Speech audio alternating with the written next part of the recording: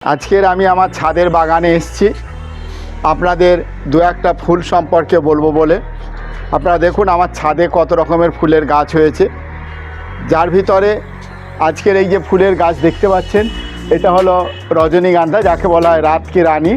দেখতে পাচ্ছেন গাছটায় কীরকম ফুল হয়ে আছে, চতুর্দিকে ফুলে ফুলে ভর্তি হয়ে গেছে। এই ফুল সারা বছরই হতে থাকে। এই ফুলের গাছটা প্রায় 3 বছরের বেশি। এই গাছটাই ফুলটা যখন আমরা রাত্রে এই ছাদের উপরে আসি তখন পুরো ছাদটা এর সুগন্ধে ভরপুর হয়ে যায়। শুধু আমাদের নয়, আমাদের আশপাশের বাড়িতেও এই গন্ধ ছড়িয়ে পড়ে। তো অন্য লোকেরাও আমাকে জিজ্ঞাসা করে এখানে কিসের এত সুবাস, কিসের এত খুশবু, কিসের এত সুগন্ধ বের হচ্ছে। আমি তাদের বলি, ভাই এই ব্যাপার, এই গাছটার জন্যে তোমাদের ঘরেতে এত সুগন্ধ যায়। তো এই গাছটা যারা লাগাচ্ছি আপনারাও লাগান। এই গাছটা লাগানোর কিন্তু খুব সহজ পদ্ধতি আছে এবং এই গাছটা বেঁচে থাকে অনেক দিন। দেখুন আমি একটা কালো গামলাতে এই গাছটা লাগিয়েছি।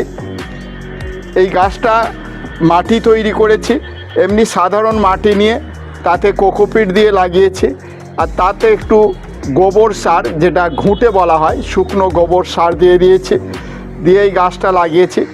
এতে মাঝে মাঝে কম্পোস্ট সার দেওয়া হয়, আর তাছাড়া সুফলা সার মাঝে মাঝে দিয়ে দিই, যে সময় ফুল ধরার টাইম হয় সেই সময় দিই। তাছাড়া এতে অন্য কিছু দিতে হয় না, প্রত্যেক দিন এতে নিয়মিত জল দিলেই হবে। গাছটায় প্রচুর পরিমাণে ফুল হয়। এবছর আমরা ফুলের ডালপালা খানিকটুকু কেটে দিয়েছিলাম, সেই জন্য গাছটা ছোট হয়ে গেছে, নাহলে গাছটা আরও বড় হয়। আর গাছটা ঝাঁকড়া হওয়ার জন্যে, আরও ডালপালা বেরোনোর জন্যে মাঝে মাঝে এর ডালপালা কেটে দিতে হয়।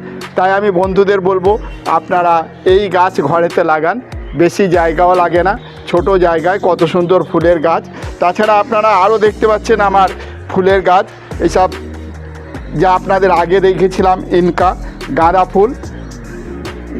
ফুল এখানে দেখতে পাচ্ছেন সব কত রকমের গাঁদা ফুলের গাছ হয়েছে।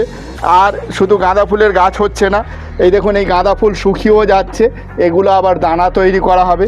এখানে বিভিন্ন রকমের বিভিন্ন রঙের ফুলের গাছ আছে এবং সবথেকে বড় কথা আপনারা ফুলগুলো দেখতে পাচ্ছেন কত বড় বড় ফুল হয়েছে। এই দেখুন এই একটা ফুল দেখার মতো ফুল, কত বিরাট বড় ফুল দেখুন। এই ফুল, এই সমস্ত ফুলগুলো কত বড়। তাছাড়া এই সমস্ত আরও বিভিন্ন রকমের বিভিন্ন প্রজাতির ফুল আছে যা বাগানের শোভাকে আরও বাড়িয়ে দেয়। লাল সাদা বিভিন্ন রঙের ফুল, এই ফুলগুলো আরও। তাছাড়া আমার এখানে আপনারা দেখতে পাচ্ছেন এই দেখুন চন্দ্রমল্লিকা ফুলগুলো দেখুন কত সুন্দর হয়েছে, চন্দ্রমুখা ফুল। এই বিভিন্ন প্রজাতির ফুলের গাছ হয়েছে এখানে, এই দেখুন এই সমস্ত গাছ। তাছাড়া আমার বাগানে এই যেটা বাংলাতে বলে মোরগ লোটে, সেও হয়েছে। এই সমস্ত গাছ, আর পিটুনিয়া গাছ তো হচ্ছে। এখানে একটা পিটুনিয়া গাছে অলরেডি ফুল এসে গেছে, আর প্রচুর ফুলের কুঁড়িও হয়েছে, দেখতে পাচ্ছেন পিটুনিয়া গাছ। দেখুন এই ফুল, আর এতে কত সুন্দর ফুলের গাছ হচ্ছে। পিটুনিয়া গাছ প্রচুর আছে, হবে আরও পিটুনিয়া গাছ। তাছাড়া আপনারা দেখতে পাচ্ছেন এই গাছ, আমার ডালিয়া গাছে অলরেডি ফুল এসেই গেছে, প্রচুর কুঁড়ি এসে গেছে। তাছাড়া এই দেখুন এই সমস্ত গাছগুলো, এগুলো সবই চন্দ্রমল্লিকার এক একটা জাত। এই সমস্ত গাছগুলো আপনারা দেখতে পাচ্ছেন।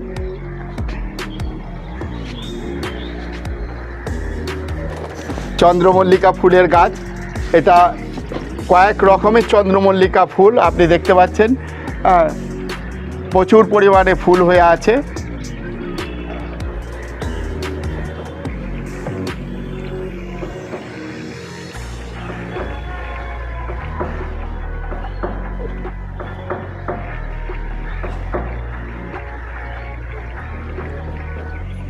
তো এই ফুলের গাছগুলো আপনারা দেখলেন কত সুন্দরের ফুলের গাছ। তো আমি আপনাদের বন্ধুদেরকে বলবো এই সমস্ত গাছগুলো আপনারা লাগান, আপনাদের ফুল বাগানকে সৌন্দর্য করে তুলুন। আপনি যেমন এর সৌন্দর্য উপভোগ করলেন সেটা তো ঠিকই আছে, আপনার আশপাশের লোকেরা এই ফুলের সুগন্ধ এবং সৌন্দর্য উপভোগ করলো।